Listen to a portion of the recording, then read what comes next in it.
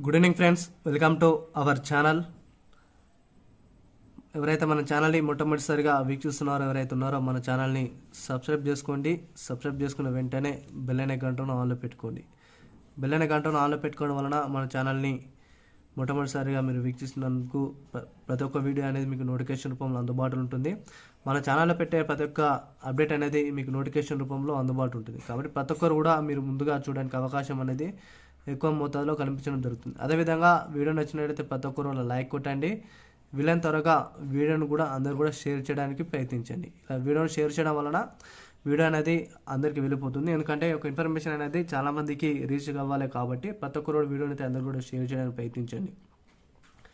మన వీడియోలో కేంద్ర ప్రభుత్వ ఉద్యోగులకు సంబంధించి పెన్షనర్లకు సంబంధించి డైలీ జరిగే ఏదైతే మనకు అప్డేట్స్ ఉన్నాయో అప్డేట్ విషయాల గురించి ఎప్పటికప్పుడు మీకు జెన్యూన్ ఇన్ఫర్మేషన్ అనేది ఎంతవరకు అందించాలో అంతవరకే మన యొక్క వీడియోలు అనేది పొందుపరచడం జరుగుతుంది. కాబట్టి ప్రతి ఒక్కరు మన ఛానల్ని సబ్స్క్రైబ్ చేసుకుని అందరూ కూడా షేర్ చేయడానికి ప్రయత్నించండి. ఇంకా లేట్ చేయకుండా వివరాల్లోకి వెళ్ళిపోయే ముందు ప్రతి ఒక్కరు కూడా వీడియోని ఎక్కడ స్కిప్ చేయకుండా చివరి చూడండి.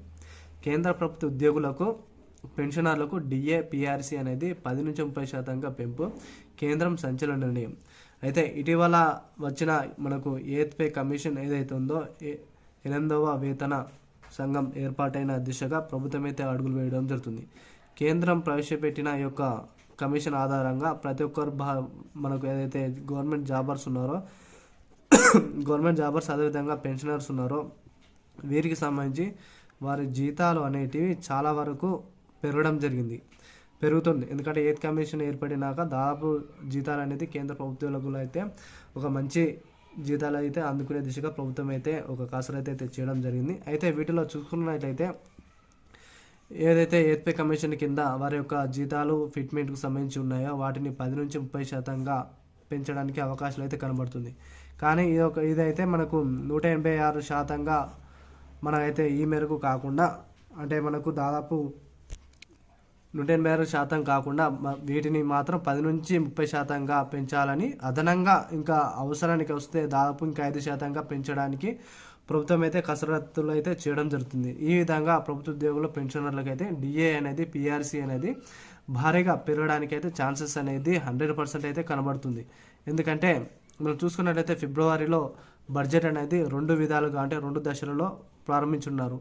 అంటే 2 సార్లు ఈ యొక్క బడ్జెట్ అనేది కేటాయించిన తర్వాత దీనికి సంబంధించిన విధి విధానాలు ఖరారు చేసిన తర్వాత డిఏ అనేది పిఆర్సీ అనేది ఎంతవరకు పెంచాలి అనేది ప్రభుత్వం అయితే నిర్ణయం అయితే తీసుకోవడం జరిగింది. దీనికైతే మనం చూసుకున్నట్లయితే ఫిట్మెంట్ చూసుకున్నట్లయితే దాదాపు మనకు 2.86గా ఫిట్మెంట్ అనేది ఉండనుంది.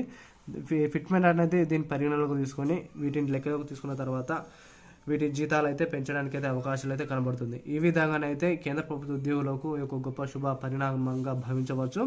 దీన్ని కూడా మనకు మాజీ ఫైనాన్షియర్ ఏదైతే మనకు అధికారం ఉన్నారో మన సుభాష్ చంద్ర గర్గ్ గారు ఈయన చేసిన వ్యాఖ్యలపై ఈయన చేసిన మనకు వీడియోస్ అనేది మనకైతే కనబడుతుంది. వచ్చిన న్యూస్ పరంగా ఈ యొక్క ఇన్ఫర్మేషన్ అయితే ప్రతి ఒక్కరు అందించడం జరుగుతుంది. వీటిపై కూడా డిఏ అనేది పిఆర్సీ అనేది త్వరలోనే భారీగా అయితే పెంచడానికి అవకాశం ఉన్నాయి. ప్రభుత్వ ఉద్యోగులు జీతాలు అయితే దాదాపు మనకు 51,000 ప్లస్ ఏదైతే ఉందో జీతాలు అనేవి ఇవి అయితే అందుకోనుంది. ఇలా చూసుకున్నట్లయితే పెన్షన్లు కూడా చాలా వరకు కూడా తీసుకోవడానికి అవకాశాలు అయితే 9,000 నుంచి 18,000 రూపాయలు కూడా తీసుకోవడానికి అవకాశాలు అయితే ఎక్కువ సంఖ్యలో కనబడుతుంది. కాబట్టి పెన్షనర్లకు ఉద్యోగులకు అయితే ఇవి అయితే గొప్ప శుభ పరిణామాలు భావించవచ్చు. ఉద్యోగులకు పెన్షనర్లు ఈ వీడియోని అయితే అందరూ కూడా షేర్ చేయడానికి ప్రయత్నించండి. ఈ మేరకు అయితే ప్రతి ఒక్కరు కూడా ఏపీ కమిషన్ బడ్జెట్ సమావేశంలో వీటిపై కూడా కొత్త చర్చ అయితే మొదలు కానుంది. కాబట్టి ప్రతి ఒక్కరు వేచి అయితే ఉండండి. కంపల్సరీగా వారి యొక్క జీతాలు అయితే అందునుంది. కాబట్టి అయితే అదేవిధంగా మనం వీళ్ళు చూసుకున్నట్లయితే రిటైర్మెంట్ సంబంధించి కూడా ఇదివరకు 60 సంవత్సరాలు ఉన్న పదవి విరమణ ఏదైతే ఉందో దీనిని +2 అంటే 62 సంవత్సరాలు కూడా పెంచడానికి అయితే అవకాశాలు అయితే కనబడుతుంది.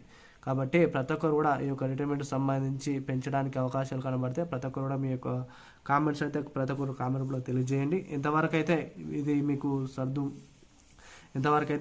మీకు ఎలిజిబుల్ అవుతారో ప్రతి ఒక్కరు కామెంట్ రూపంలో తెలియజేయండి. ఈ యొక్క డిఏ పిఆర్సీ పైన అదేవిధంగా ఎయిత్ పే కమిషన్ పైన ప్రతి ఒక్కరు కూడా కామెంట్ రూపంలో తెలియజేయండి. ఎందుకంటే ఇది ఎంతవరకు యూస్ఫుల్ అవుతుంది ఎంతవరకు యూస్ఫుల్ కాదు ప్రతి ఒక్కరు కూడా కామెంట్ రూపంలో తెలియజేయాలని కోరుతూ వీడియో నచ్చినట్లయితే లైక్ చేయండి. వీలైన త్వరగా వీడియోని కూడా అందరూ కూడా షేర్ చేయడానికి ప్రయత్నించండి. తెలంగాణలో మనకు ప్రవేశపెట్టిన పథకాలు 4 గ్యారంటీలు ఏవైతే ఉన్నాయో వాటిని అయితే ఫిబ్రవరి 1 నుంచి అమలు చేసే దిశగా ప్రభుత్వం అయితే ఆనవాళ్ళు అయితే కనబడుతుంది. ఎందుకంటే ఇందిరమ్మ ఇండ్లకు సంబంధించి చాలా వరకు అయితే అన్ని గ్రామాలలో అయితే రిలీజ్ అయినాయి. అదేవిధంగా రైతు భరోసా కింద ఏదైతే ఎకరాకు మనకు 6,000 రూపాయలు ఉన్నాయో ఫిబ్రవరి 1-2 తారీఖు నుంచి కూడా అందరూ కూడా వారి ఖాతాలో జమ చేయాలని కూడా మన సీఎం గారు అధికారులను ఆదేశించడం జరిగింది. వీడియో నచ్చినట్లయితే లైక్ చేయండి, అందరూ కూడా షేర్ చేయడానికి ప్రయత్నించండి. Thank you to all.